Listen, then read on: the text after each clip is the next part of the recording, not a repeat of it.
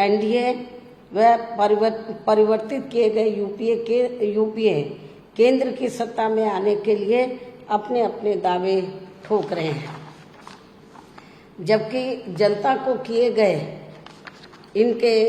वायदे व आश्वासन आदि सत्ता में बने रहने के दौरान अधिकांश खोखले ही साबित हुए हैं। वैसे भी कांग्रेस व बीजेपी एंड कंपनी के बने गठबंधन की अब तक रही सरकार की कार्यशैली यही बताती है कि इनकी नीति, नियत व सोच सर्व समाज में से विशेषकर गरीबों, दलितों, आदिवासियों, पिछड़े वर्गों, मुस्लिम एवं अन्य धार्मिक अल्पसंख्यकों के प्रति लगभग एक जैसी ही रही है, क्योंकि इन्होंने सत्ता में रहकर शुरू से इन वर्गों के मामले में अधिकांश कागजी खाना पूर्ति ही की है तथा जमीनी हकीकत में इनके लिए कोई ठोस कार्य नहीं किए हैं। लेकिन जब ये लोग सत्ता से बाहर हो जाते हैं तो तब फिर वे अपने वोट की खातिर इनके हितों में काफ़ी लंबी चौड़ी बातें करते हैं। जैसे कांग्रेस पार्टी का गरीबी हटाओ का व बीजेपी का हर गरीब के खाते में 20 लाख रुपए पहुंचाने को लेकर कही गई ये बातें सत्ता में आने के बाद केवल हवाई व खोखली ही साबित होकर रह गई हैं, जिसकी खास वजह से ही बीएसपी ने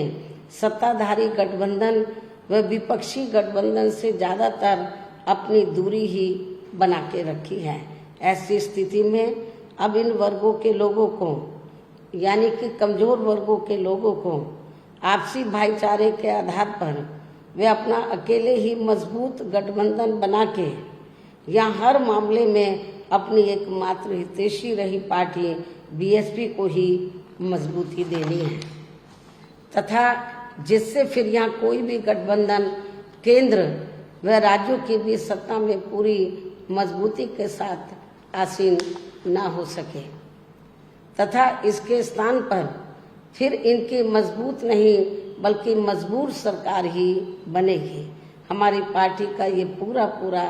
प्रयास होना चाहिए ताकि बीएसपी के सत्ता में ना आने की स्थिति में भी इन कमजोर वर्गों का, यानी कि दबे कुचले लोगों का ये लोग ज़्यादा शोषण ना कर सके।